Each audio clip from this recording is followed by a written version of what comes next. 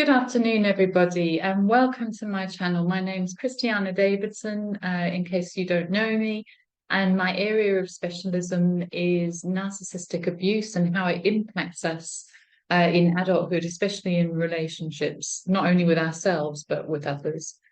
Today is part two of a series of videos I've been doing on limerence, and how, in my view, limerence is a red flag of the trauma bond. It's a component of the trauma bond. In fact, it is the trauma bond. And so today I'm going to explore a bit further now the experience of limerent feelings, you know, those sort of overwhelming, love addicted, adoration, hypnotic, magnetic draw feelings that are quite addictive, but particularly so today now in part two of when it happens in friendships with the same sex, because I'd like to suggest that there's a particular cause of experiencing these types of limerent feelings in friendship with the same sex. Now, just to clarify here, this is not about sexuality at all. You see, limerence is not about love. Limerence is an addiction. Limerence is the trauma bond. So these two are separate. I'm not commenting on anyone's sexual yearnings or anything like that. This is about the experience of those limerent feelings and the potential cause of these in same-sex relationships. So I've got about 5 different points that I think might be important to consider if this is something that you've experienced. So let's dive straight in here. First of all, if you experience these feelings of deep longing and yearning and being drawn into another person in friendship, it could come from the experience of enmeshment with mother. So enmeshment, as you know, is where the mother will interrupt the child's healthy separation from her in the development process, and she will merge with the child and try to maintain that merger for the rest of the child's life. So the child doesn't have the opportunity to develop a healthy self-identity. Its identity becomes mixed up in, fused with that of the mother, and the child goes on to see the world and themselves through the eyes of the mother. So it's highly toxic. So when we are limerent with the same sex, it is like there is a desire for this to happen, to be absorbed into them. It's the desire for a parasitic relationship where one is the host and the other feeds. This may have been the experience of the young boy or girl with their mother, and thus these yearnings are a repetition compulsion, a desire for that familiar experience of what love was like in childhood. Now, bear in mind, this love in childhood was smothering. It had comprised of both idealization, but also uncertainty and rejection. And those two are the classic experience of being limerent, of being so uncertain, you know, moments where you feel it's reciprocated, but then is it, or is it not? Excuse me. Number 2.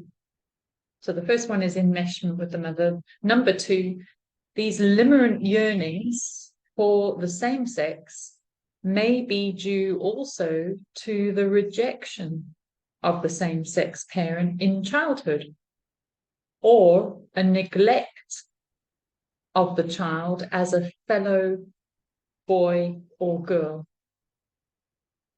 So, for example, the boy's masculinity may have been ridiculed or shamed by the father.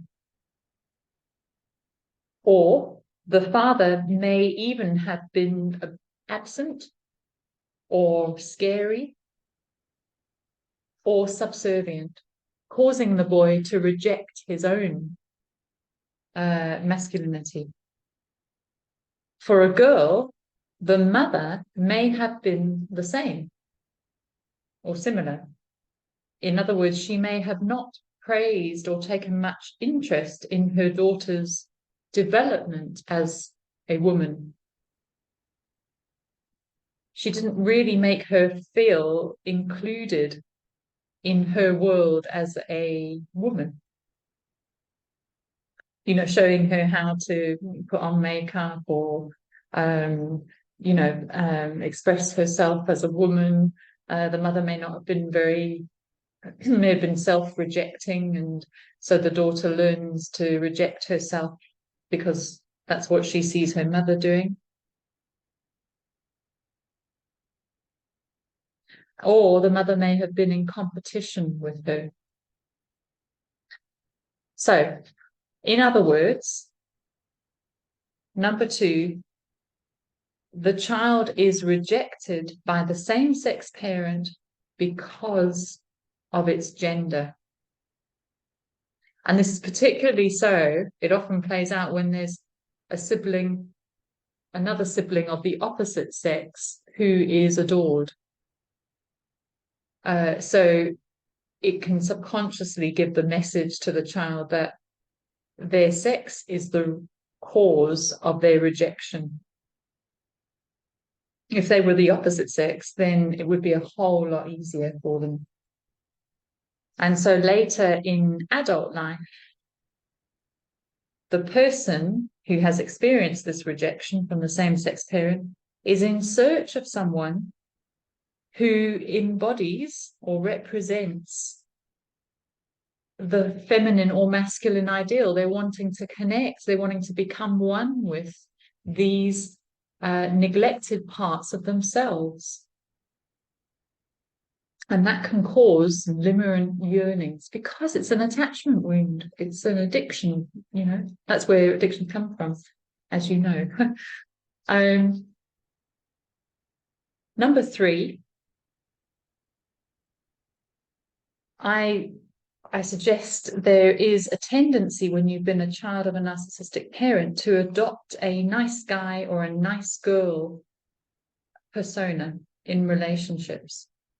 In narcissistic family systems, you learn to accommodate the parent and their needs. You learn to avoid displeasing them by becoming pleasing. You're formed to become a nice girl or nice guy. And what does that mean? Well, it means pandering to the parents' wishes, doing what they want. Never separating from them, making them the center of your world, being a servant. So in other words, children learn to adopt a nice guy, nice girl, always being pleasing to the other person, always giving.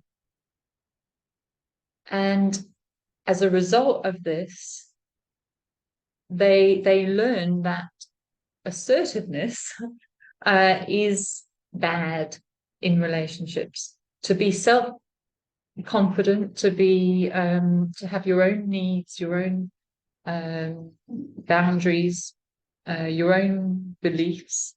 These are all things that make you unlovable, and so you take on this nice guy, nice girl, sort of fake self in some ways. And because of this, limerent feelings may develop for a friend who models the opposite, who's assertive and doesn't care what others think so much. However, these are often narcissistic types. Number 4, low self-esteem. is nurtured in a very interesting way in narcissistic family systems. It usually goes along with being idealized in an over-the-top way, in a sort of fantastical way. This leaves the child feeling unsure of their authentic abilities, their authentic talents, and thus afraid of the world, of being found out, that they're not as fantastical as their parent suggests. So limerent feelings may develop for someone who is similar, so that the child is distracted from their own life and can find their purpose in being the rescuer of another instead of themselves. So there may be limerent feelings developed for somebody else who perhaps is also low in self-esteem. It could happen because it gives the opportunity then to step in and be the rescuer, be distracted from one's own life in order to save the other. However, this often happens with narcissistic types rather. You can be drawn to a narcissistic type with the desire to save them, to be their remedy, to show them how lovable they are.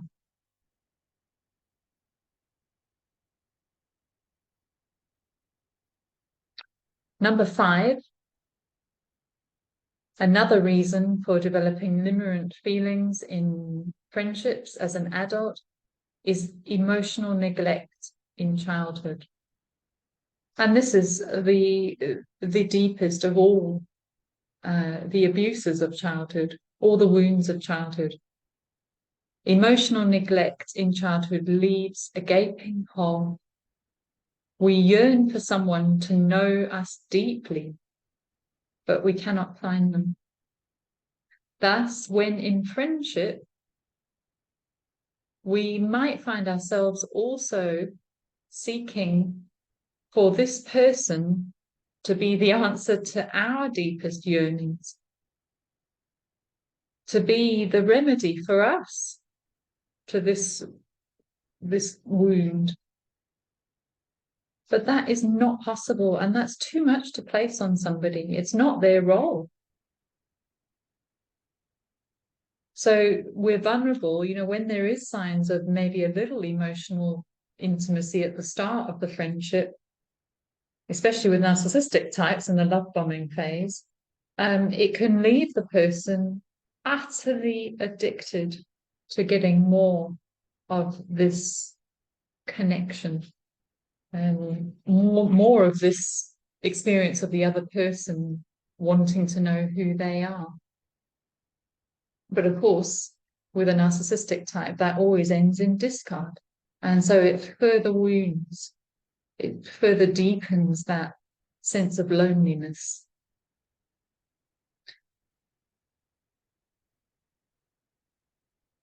In previous videos, I spoke about how limerent feelings often also serve as a means of denial of the painful, rejecting moments in the friendship.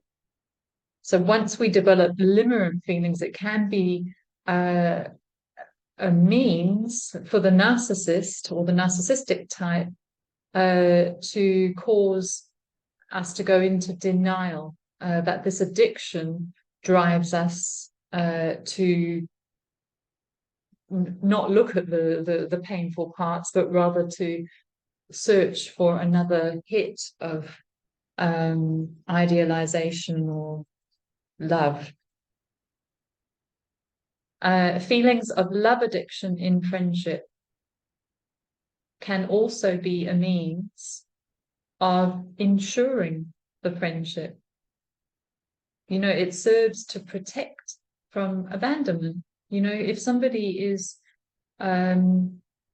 has deep yearnings for you or deep longings on both sides, well, that's going to mean that they're less likely to just abandon you. So limerent feelings are a means of coping or protecting oneself from feeling abandoned and rejected. Narcissistic parents often isolate their children. This is number 7 now. I had more than I realized, more points than I realized. Narcissistic parents often isolate their children. They don't allow close friendships. And this is not all the time, in every situation, but some. Or they may suggest that you are not like your peers, that you don't quite fit in, or that you're not normal. You're not a normal girl or boy.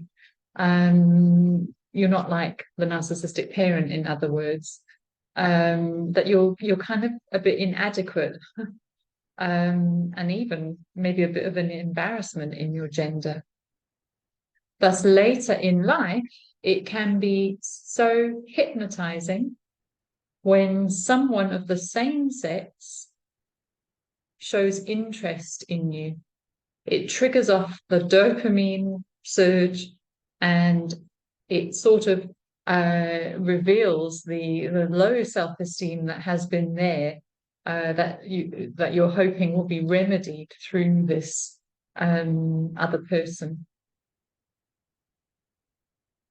Okay, in conclusion, very, very simple conclusion here. These are my thoughts as well, as coupled with a few other theoretical ideas.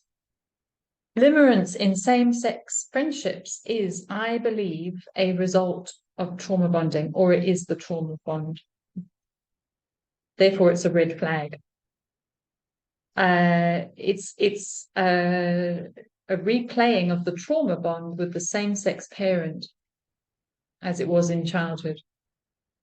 It's thus a gender development issue and a means of trying to recreate the early relationship with mother. In that sense, if you experience this, it's a great idea to do some inner work on this, to understand limerence as a symptom of a deeper wound, and to go to the wound and understand it with a little more clarity. And one of the ways you can do that is one of my courses. I have a couple on offer at the moment. They're really powerful, using hypnotherapy as well. I also do one-on-one sessions. There's a range of options. So do book yourself in for a free consultation with me, and sign up if you're feeling you want to get to grips with this.